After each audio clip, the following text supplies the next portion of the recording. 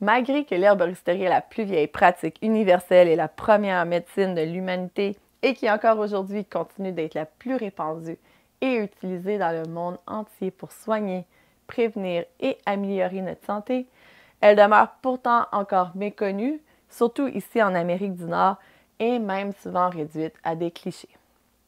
Une herboriste, bien, c'est quoi? C'est avant tout une spécialiste hors pair en matière de plantes. Elle les connaît sous tous leurs aspects, de l'identification aux méthodes de culture et de récolte. Elle maîtrise l'art de transformation, connaissant les molécules actives de chaque plante dont elle fait l'utilisation. L'herboriste sait utiliser les plantes pour bénéficier au maximum de leurs principes actifs, mais aussi connaît bien leurs contre-indications. La formation complète d'herboristerie, soit la formation d'herboriste consultant ou herboriste thérapeute, consiste en l'étude des plantes sous tous leurs aspects. Aromathérapie, phytochimie, culture, transformation, ainsi que la compréhension du corps humain et de la maladie. Donc, anatomie, pathologie, nutrition, entre autres.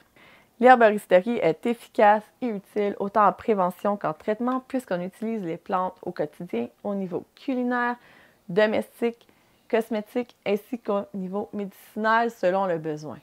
Cette introduction vous invite à explorer son histoire, ses applications modernes et ses défis contemporains, tout en découvrant le rôle essentiel que peut jouer dans notre quotidien et notre avenir collectif.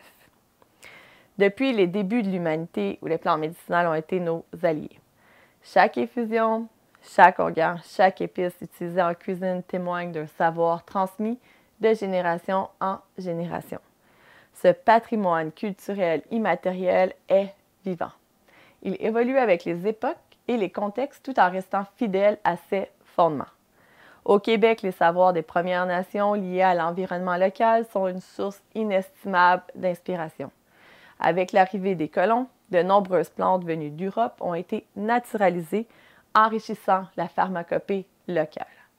L'herboristerie contemporaine nous apporte aujourd'hui une diversité mondiale. De l'Ayurveda indien à la médecine traditionnelle chinoise, la culture a développé sa propre vision de l'herboristerie depuis des millénaires et nous vivons aujourd'hui une fusion de tout ce savoir qui est extrêmement riche et passionnant, surtout quand on voit les similarités qui existent entre chaque culture et à quel point l'approche et le savoir traditionnel de cette dernière, avant l'arrivée des analyses scientifiques en laboratoire, avaient souvent trouvé avec précision exactement les propriétés des plantes, ne connaissant pas dans le temps les molécules actives qui aujourd'hui, grâce à la science, viennent confirmer ces usages traditionnels. Pour moi, c'est d'une puissance.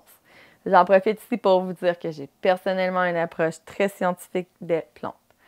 Pour moi, hors de question d'utiliser une plante et encore moins de la commercialiser si je n'ai pas étudié ses molécules actives. Et c'est le cas d'ailleurs pour la majorité des herboristes contemporains au Canada. Sachez qu'il y a autant de façons de pratiquer l'herboristerie qu'il y a d'herboristes. Même si toutes les personnes sur Terre qui savent soigner à l'aide des plantes ne se qualifient pas nécessairement d'herboristes. L'herboristerie est certainement résiliente face au temps. Si l'industrialisation et l'essor de la médecine pharmaceutique ont temporairement éclipsé l'herboristerie, elle n'a jamais vraiment disparu. Aujourd'hui, un renouveau s'opère porté par des passionnés et des professionnels engagés. Il y a différents métiers qu'un herboriste pourra pratiquer suite à ses études. Il y a certainement différents niveaux d'études, dépendamment de ce que nous voulons pratiquer comme métier. L'herboristerie ne se limite pas à la consultation clinique et loin de là. C'est une discipline riche et variée qui regroupe de nombreux métiers, chacun jouant un rôle clé dans la transmission, la préservation et l'utilisation des savoirs liés aux plantes médicinales. Un herboriste reste en général un spécialiste des plantes qui maîtrise tous les aspects de leur utilisation, de l'identification à la transformation, en passant parfois, mais pas toujours, par la culture et la récolte. Les herboristes connaissent les propriétés médicinales des plantes, leurs principes actifs ainsi que leurs contre-indications. Une des formations les plus complètes qui demande environ 5 ans d'études est la formation d'herboriste thérapeute ou herboriste consultante. Cette formation permet non seulement de maîtriser tout l'aspect de l'herboristerie mentionné un peu plus tôt, mais donne les notions nécessaires afin d'offrir de la consultation clinique et d'aider les gens dans le maintien de leur santé en leur recommandant la prise de plantes, de suppléments, les changements de vie à faire et alimentaires. En fait, c'est un peu comme une naturopathe, mais qui maîtrise beaucoup plus les plantes dans leur aspect général. Certains décideront de plutôt se concentrer sur l'étude de la culture et de la récolte des plantes médicinales, complétant une formation plus simple et rapide, n'ayant pas besoin d'étudier certaines notions. Les cultivateurs et cueilleurs de plantes médicinales sont au cœur de l'herboristerie. Ils pratiquent généralement une agriculture durable et pratiquent la cueillette sauvage éthique. Ils respectent les écosystèmes naturels pour garantir la pérennité des ressources. Ces professionnels assurent une production de plantes médicinales de haute qualité, indispensable pour les herboristes cliniciens, pour les fabricants et pour les consommateurs. D'autres choisiront la fabrication de produits naturels et compléteront la formation d'herboristes artisans et transformateurs, ce qui leur permettront de créer une large gamme de produits cosmétiques naturels à base de plantes comme les crèmes et les savons, sans pouvoir faire de la consultation clinique.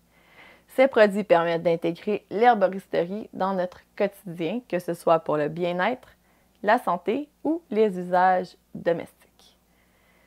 Certains choisiront la vente conseil en boutique. Dans les magasins spécialisés en herboristerie, les conseillers jouent un rôle essentiel. Ils guident les clients dans le choix de plantes adaptées à leurs besoins spécifiques. Ils transmettent les informations fiables sur les usages, les bienfaits et les précautions d'emploi des produits naturels. D'autres choisiront l'éducation et la transmission des savoirs. Les formateurs, conférenciers et éducateurs en herboristerie jouent un rôle fondamental pour préserver les savoirs ancestraux et les adapter aux réalités modernes, sensibiliser le grand public aux bienfaits des plantes médicinales, former de nouvelles générations d'herboristes capables d'allier tradition et innovation. Cette dimension éducative garantit que les connaissances liées aux plantes continueront de prospérer et de bénéficier à nos communautés. Et certains décideront de choisir toutes ces voies et on les nomme souvent des maîtres herboristes car ils maîtrisent autant la culture, la fabrication, la mise en marché, la consultation, l'éducation et le service conseil. C'est la voie que j'ai choisie et elle me garde très occupée car on doit porter beaucoup de chapeaux, mais c'est extrêmement gratifiant.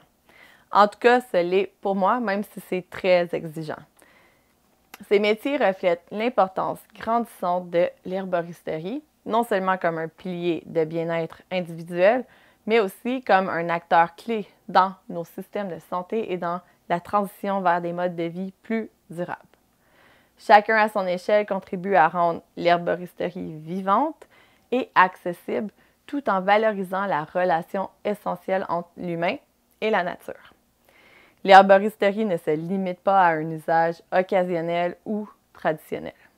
Aujourd'hui, elle s'impose comme une médecine préventive et curative qui s'intègre parfaitement à nos modes de vie modernes. Grâce à ces solutions naturelles et accessibles, elle répond à une variété de besoins liés à la santé et au bien-être. L'herboristerie offre des moyens simples et efficaces de renforcer notre vitalité et de prévenir les maladies. Par exemple, pour renforcer notre système immunitaire et soutenir les défenses naturelles en période de stress ou de changement de saison. Pour préserver l'équilibre général et aider le corps à mieux gérer les effets du stress ou à maintenir un niveau d'énergie.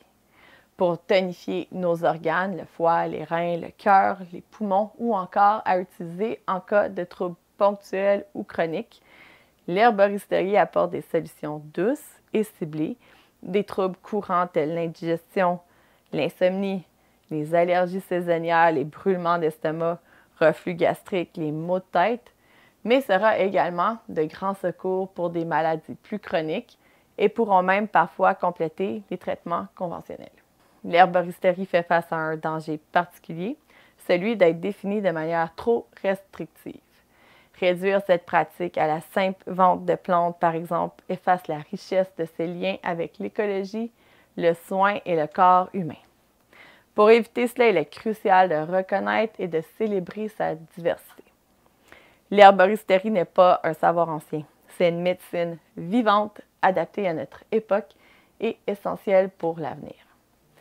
Face aux défis écologiques et sanitaires, elle apporte des solutions ancrées dans la proximité et la durabilité. En vous engageant dans cette voie, vous devenez gardien, gardienne d'un patrimoine précieux et acteur, actrice du changement. Ensemble, cultivons et transmettons cette richesse aux générations futures. L'herboristerie, c'est bien plus qu'un métier, c'est une mission.